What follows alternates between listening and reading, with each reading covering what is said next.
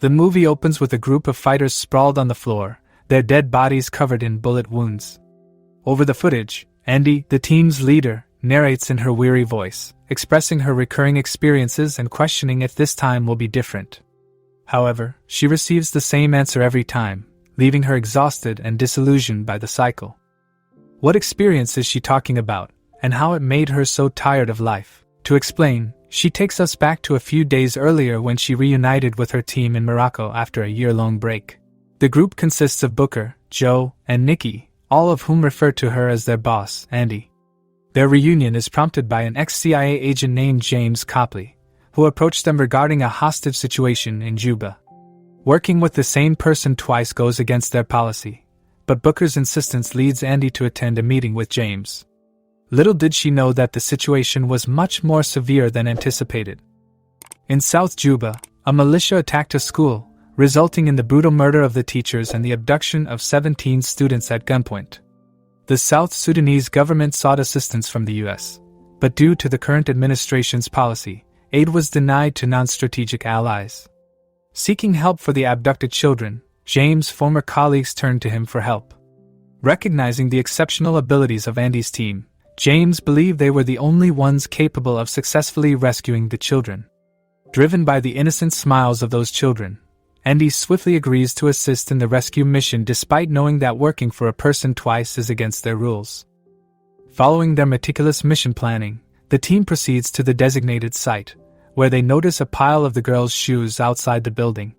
By eliminating the guards and demolishing the entrance, they skillfully penetrate the rooms, but to their dismay, they find themselves ensnared in a trap. In a swift turn of events, a relentless group of mercenaries ruthlessly guns down Andy and her team, inflicting fatal wounds that appear incurable. Yet, much to everyone's astonishment, their injuries mysteriously begin to heal, revitalizing the warriors within seconds. They rise to their feet, restored to their lethal prowess once more.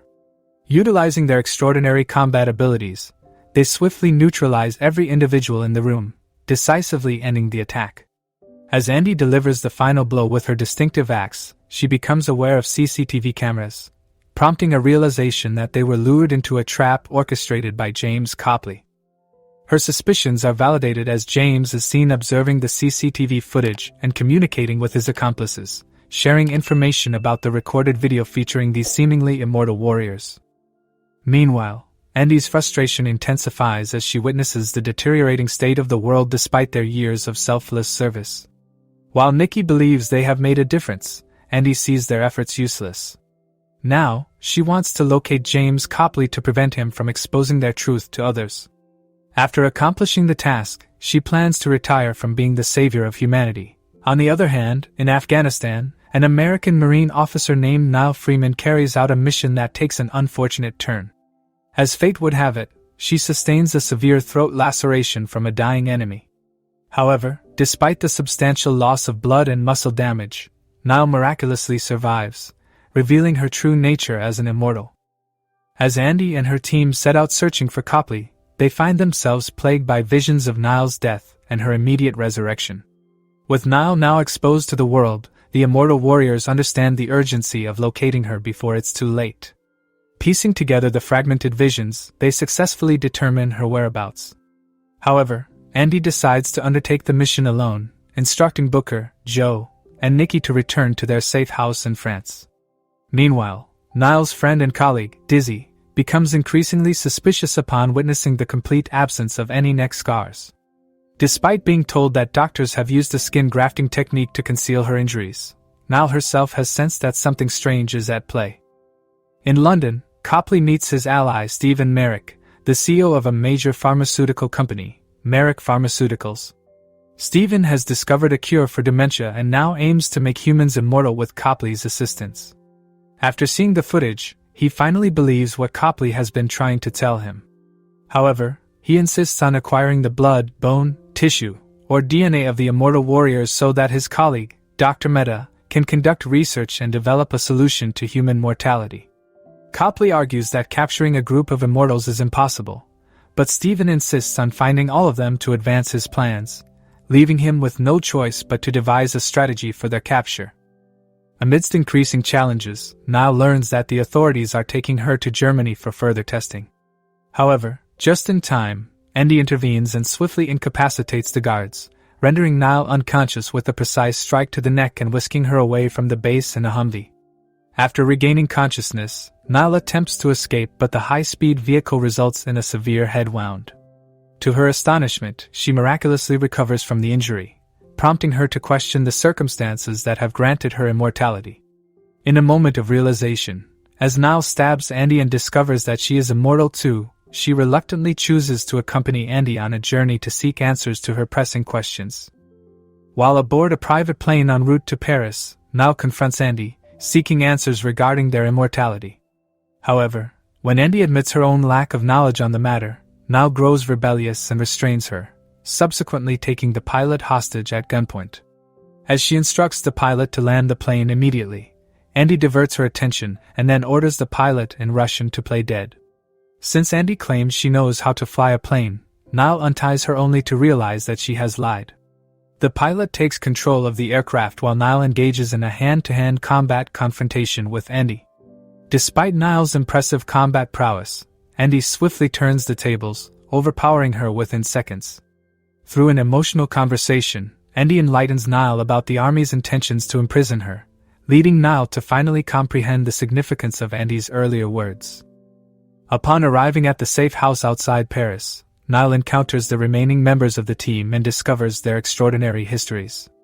Booker, the most recently discovered immortal, was found in 1812. On the other hand, Nikki and Joe first encountered each other during the Crusades. Andy, the oldest among them, keeps her age hidden, might be because she is too old to remember. Despite their longevity, these warriors are aware that they are not invincible and can meet their end. They first learned about this when their fellow immortal, Lycan, died during a war, revealing the unsettling possibility that there may come a day when their wounds will no longer heal. After a brief introduction with her fellow immortals, Niall drifts off to sleep only to awaken from a disturbing dream.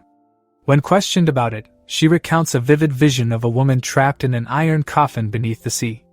According to Niall, she keeps drowning and returning to life, causing her to descend into madness and seething anger. The revelation of Niall's dream shocks everyone, particularly Andy, who displays a touch of emotion. Nikki then unveils the truth, identifying the woman as Gwyn, the first immortal Andy had discovered. Their bond had been unbreakable, traveling the world together and engaging in countless battles as comrades. While in England, during their mission to free heretics from witch trials, they were falsely accused of witchcraft. Repeated attempts to execute them failed, leading to their separation. Gwyn was ultimately imprisoned in a metal coffin and cast into the ocean's depths. After Andy escaped, they spent decades searching for her or anyone on that ship who could tell us where she was cast off, but all their efforts were in vain. Andy has carried the burden of guilt ever since, blaming herself for Gwyn's tragic fate. Realizing how tough it can be to be an immortal, Niall storms outside in anger, with Andy following her. Suddenly, gunshots pierce the air, and before they can intervene, Copley's men have already captured Joe and Nikki, leaving Booker severely wounded. Aware that the captors will return for them, Andy takes it upon herself to eliminate each of them, forcing Copley to flee with Stephen's right hand Keen. As Andy sends a signal, Booker and Niall join her outside, and together they seek refuge in an abandoned mine that Andy had discovered centuries ago. Meanwhile, Joe and Nikki find themselves in Stephen's clutches, subjected to torturous tests to determine the extent of their regenerative abilities. As Stephen boasts about his company's accomplishments and status, Copley confronts him, reminding him that their project is rooted in science, not profits or sadism. However, Stephen dismisses his concerns, issuing an order to locate and capture the remaining immortals. Meanwhile, Andy experiences a sharp pain in her shoulder and discovers that her stab wound has not healed, raising concerns about the potential loss of her immortality. Without disclosing her condition to the others, she quietly makes her way to the nearest store, seeking assistance from a compassionate cashier to tend to her wound. Meanwhile, Booker engages in an emotional conversation with Niall, sharing the heart-wrenching story of his 3 sons, all of whom have passed away. He recounts the pain of witnessing his loved ones age and eventually die, a burden his immortality cannot shield him from. The most challenging thing for Booker was when his loved ones uncovered the truth of his immortality, yet he was unable to share this ability with them. The hate and despair he witnessed in his son's eyes upon discovering the truth still haunt him to this day, a constant reminder of the unbridgeable divide between their mortal lives and his eternal existence. As Booker tirelessly works to trace the location of his captured friends, Joe and Nikki endure a series of tests. Blood, DNA, and tissue samples are taken from them, leaving them feeling violated and exploited. When Copley questions Stephen about their release, he reveals his true intentions, holding them until a cure for mortality is found, even if it means confining them for decades. The following day, Niall joins Andy outside the mine and opens up about her mother, brother, and deceased military father. Andy, in turn, shares her own story of loss and the cruel passage of time that has stripped her of the faces and memories of her own family. All that remains is the unwavering promise she made to Gwyn to be by her side until death. During their emotional exchange, Booker approaches, bringing news of Joe and Nikki's whereabouts. Soon, they arrive at the designated location, but Niall hesitates, choosing to prioritize spending time with her remaining family members before their inevitable death. Andy attempts to persuade her to stay, but Niall's desire to refrain from taking lives like Andy pushes her to make the difficult decision to depart. Meanwhile, Andy accompanies Booker to confront Copley at his residence, holding him at gunpoint in a desperate bid to obtain information about Joe and Nikki's whereabouts. However, in a shocking turn of events, Andy is struck by a bullet from behind, revealing that Booker has been collaborating with Copley all along. After his wife's death from a fatal disease, Copley devoted himself to Andy's work and realized she could end needless suffering. In disbelief and anger, Andy demands an explanation.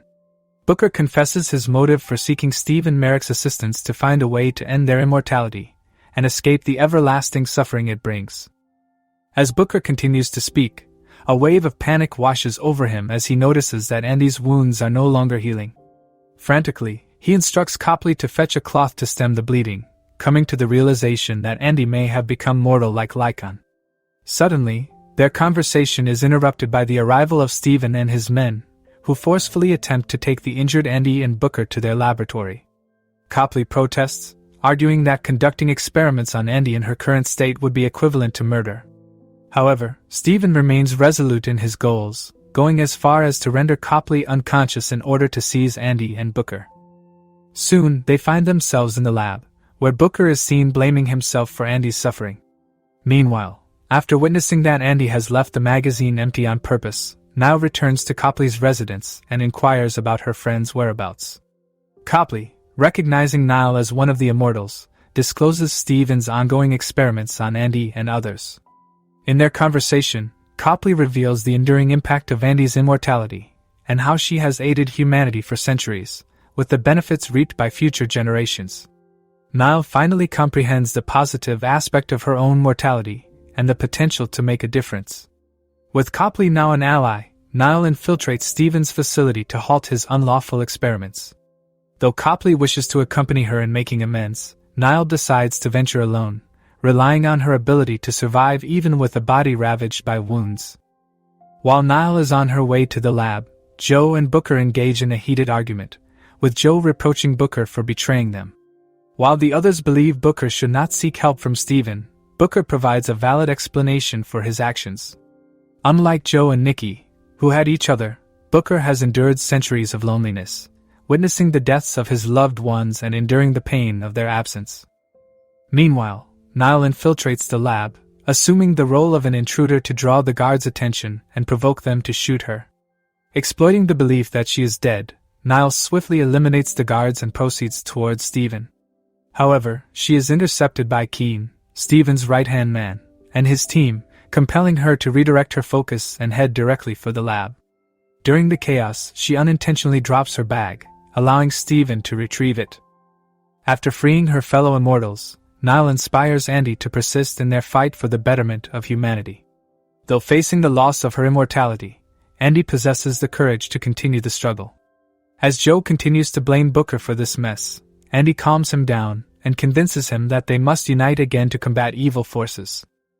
While pursuing Stephen, Nikki endures a gunshot but miraculously revives, showcasing his remarkable ability to cheat death. Engaging in a fierce battle against Stephen's army, the warriors press onward to his penthouse. Joe skillfully distracts the guards by infiltrating from the rear.